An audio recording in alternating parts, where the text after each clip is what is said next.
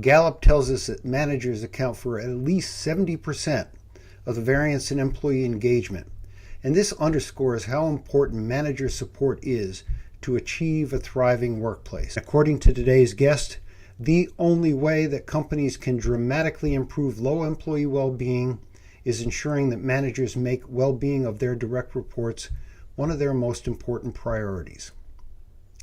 Laura Putnam is the author of Workplace Wellness at Works, and she's the founder and CEO of Motion Infusion.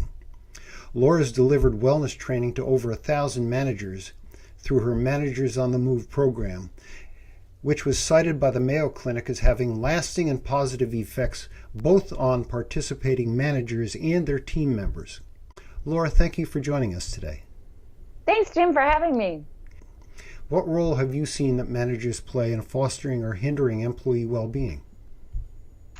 Well, first of all, I think a lot of managers really aren't aware of just how impactful they are. And I often will tell managers, remind them that, as we all know, people don't leave their job, they leave their boss. But even more frighteningly, there's some research that came out of Sweden in which they found that your boss matters more than your doctor does. Ooh. When it comes to the health of your heart. Really? And so when we hear people say, my boss is killing me, well, they actually kind of mean it. So, a manager literally can make or break the culture for their team members. And this is actually verbatim words coming from a recent Gallagher white paper. And this is something that we're really seeing across the board, both in the space of well-being, but also in overall employee experience and overall company culture, that manager really is the one who carves out a little microculture for their team members. And that microculture can either be one that's very positive or it can be toxic. And, one of the exercises that we do in Managers on the Move is I have the managers actually create what I call their sphere of influence. And I ask them to consider all of the things that are outside of their control that have a direct impact on their team members' level of well-being.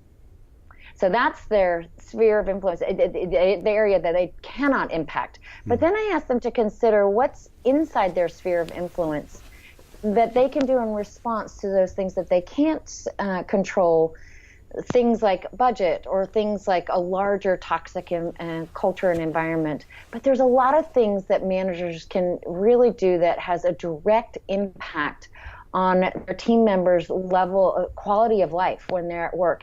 And it can be something as simple as, when I come to work, I know that my supervisor is going to say hello to me, and they're going to make me feel safe, and they're going to make me feel valued.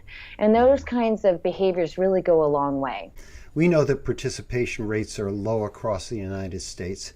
What role do managers play in encouraging or inhibiting employee participation rates? Yeah, well, you're exactly right. I mean, the largest study to date, which is the RAND report, found that up to 80%, as in 80% of the employees that are eligible for these programs are simply opting out. And that hasn't really changed much, whether we're adding incentives to the equation or trying to create programs that are more holistic. We're still continuing to see low rates of engagement. And frankly, even people will report high levels, if they actually participate, a lot of them are reporting that they actually high levels of satisfaction.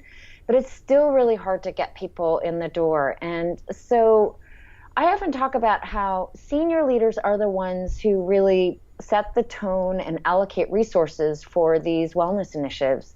But it really comes down to the direct supervisor or the direct middle manager, who is the one who effectively gives permission to their team members to actually engage with these programs, or to just engage with their well-being when they're at work. So if I'm, again, we need to put ourselves in the shoes of these team members when they're at work. So let's say that the company that I work for has decided to implement a walking challenge, and it's all about getting more steps when you're at work and throughout the day.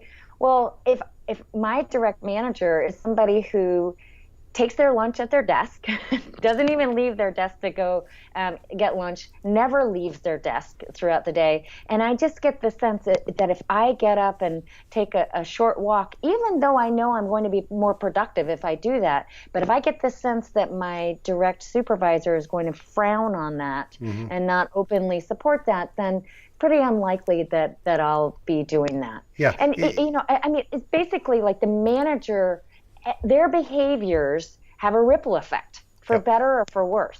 So if I'm a manager and I send late night emails, for example, there's a study that came out showing that for every hour that a manager engages in after hours email, that roughly translates into an added 20 minutes of after hours email time for their team members. Yep. So if I want to get ahead and be perceived as someone who's a go-getter, of course I'll be responding to those late night emails. You've worked with many frontline managers in workshops.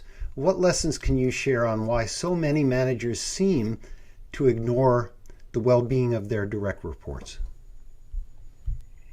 Yeah, I mean, I think a lot of it's really a reflection of the fact that sadly we still don't value well-being. And I think that we still kind of collectively as a society look at it as a luxury. We look at it as a luxury to get enough sleep at night. We look at it as a luxury to get exercise on a regular basis. We look at it as a luxury to take the time to eat well. And, we live in this culture that is 24/7, always on. And so I think that managers are merely reflecting what the larger culture values. And so unless what I largely see is that the managers, they're looking to make sure that they have permission from their supervisors, from the senior leaders, to actually take this wellness stuff seriously. And I just don't see that in most organizations. But case in point, we ran a number of these Managers on the Move workshops with a company called HealthStat. And HealthStat is an on-site clinic provider. And so like many of these companies, externally, they've got this whole culture around promoting health and well-being. I mean, you take a company like Kaiser, for example, and their whole outward campaign is all about thrive and, investing in your well-being and taking time to invest in your well-being. But so often what we see is a disconnect between what the company is professing to be all about and what is actually happening internally. Yep. So this was certainly the case at HealthStat, as it is with so many of these other organizations. And so while we were running one of these Managers on the Move workshops, I just got the sense that the managers there didn't really believe that their senior leaders were really fully on board. Too many companies promote workers to managers because of their professional skills, what they did as workers. But they've never been trained on how to be good managers of people, let alone how to foster their well-being. So given this reality, what training should companies give their managers to provide a bridge for this gap and ensure the well-being initiatives succeed? What do you think? Yeah, I think that's a great question. And we see this over and over again. The managers who have the technical skills are the ones who are advanced, but meanwhile, they're sorely lacking in their people skills. And I think part of it's awareness and helping them to understand just how important those people skills really are. Mm-hmm. But I think it's also, to your point, actual training. And one of my favorite examples of kind of out-of-the-box training on this is it's actually a woman by the name of Deb Halls. And she's a senior manager at Microsoft. Yep. And she manages engineers. So classic example of people who have really good on the technical skills but are often lacking those people skills. So here's what she did, which I think is so creative. There's an organization called Year Up. And this is a program that specifically targets kids who are working in minimum wage jobs. And in 1 year, they are given the skills and the training and the education to to transfer from these minimum wage jobs to high paying jobs. And so the first 6 months they're in school, and then the last 6 months they're working in companies like Microsoft. Right. And it's just a really positive kind of purpose-based training that really gives these engineers those people skills and that experience that they need so that they can become successful managers. Can you talk about a specific situation where you had to address resistant managers and convert them into advocates for the well-being of their direct reports? What happened and what did you do? One of my favorite examples of this was one of the early exercises that I have the managers do at the beginning of this workshop is they have a nameplate with their name on the front, and on the side that faces them, I ask them to write out in 1 or 2 words what their purpose is for the day. Why are they there? And so I looked over, and one of the managers had written on the backside of her nameplate 1 word, and it was required.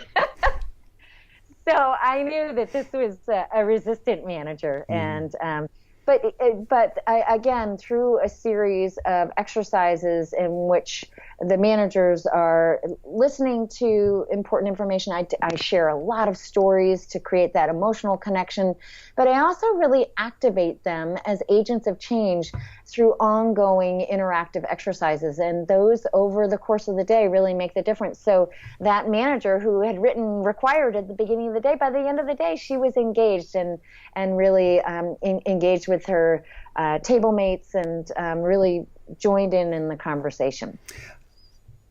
I hope, I'm an optimist, but I hope that most leaders, when they have somebody like you to help them connect the dots, get it.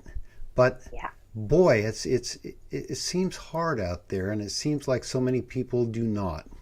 You're absolutely, and I think the thing is, Jim, I think that we, as these people who are out there trying to help generate these movements in all of these respective workplaces, is that we have to continue to connect the dots for people. I think that that's really our job, and I think abstractly pretty much everybody abstractly gets the idea of wellness. I mean, this is all a no-brainer.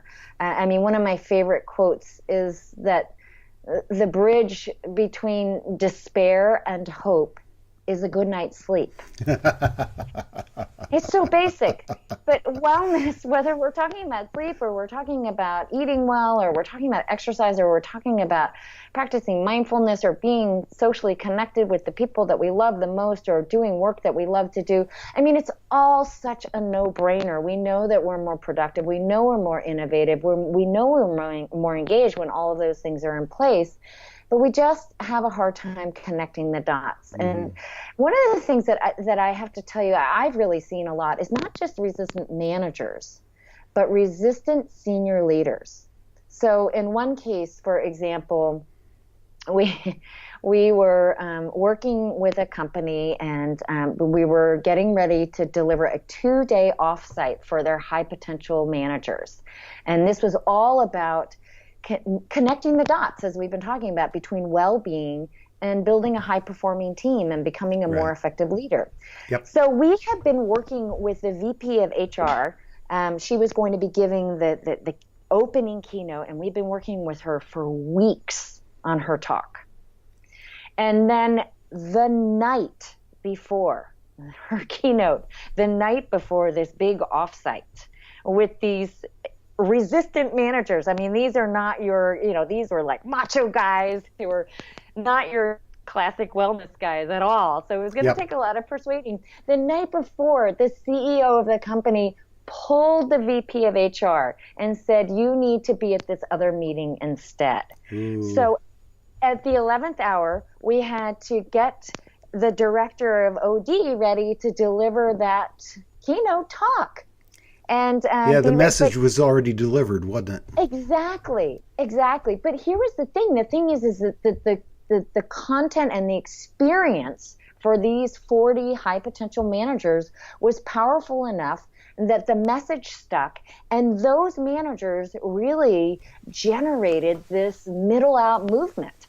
And ultimately, we're able to bring that resistant CEO on board. So those managers can really manage up. It's not just about managing down, but it's also about managing up. All right. When I was CEO of my Blue Cross organization, I did care deeply about my employees, but like so many CEOs, I got caught up in the crisis of the day, and it's easy to get distracted. So how would you advise somebody like me on how to leverage their managers to achieve better business results and greater employee well-being? Just like we talked about a moment ago, I think we all kind of intuitively understand that if we invest in our well-being, we will be more productive. We will be a more effective leader. We will build a higher performing team. But it's like, how do you say that in a way that people get it? So one of the exercises that I have people do is I show them a series of batteries, across an image of these batteries. So on the left-hand side are depleted batteries running on empty, all the way to a fully charged battery. And I ask these participating managers to consider, if they were a battery, where are they right now? And I ask them to position themselves wherever they are, literally to stand up and move to wherever they are on this spectrum. And then we have a conversation about, what are the things that are contributing to either your batteries being fully charged or your batteries being fully depleted. And guess what? Most of those things that people speak about are things that relate to wellness. But then from there, I introduced to them this concept of managing your energy, not your time. And I wish I could take credit for that, but that's actually Jim Loehr and Tony Schwartz's work in their book called The Power of Full Engagement. It's a book that's been out for a long time, but that language really resonates for a lot of managers and leaders. And so this idea of understanding the difference between face time versus net productivity. And that if I re-energize myself and I restore myself, that my net productivity will actually go up. And helping these managers to understand the culture of FaceTime. I give them the example for one law firm that we worked with. There was such a strong culture around FaceTime that when you would leave at the end of the day, you would not take your coat. You would leave it on the back of your chair so that people would think that you were still at work. That's how strong the culture was around FaceTime. And so I asked them to consider, what's the culture like here? And then from there, after they've had a chance to think about it on an individual level, am I re-energizing myself, or am I constantly running on empty? Then I ask them to think about where their team is. Is their team constantly going back and forth between, firefighting and burnout, or are they on a trajectory of sustainable growth where they're able to proactively restore along the way? And, reminding them of churn and burn kinds of companies like Enron.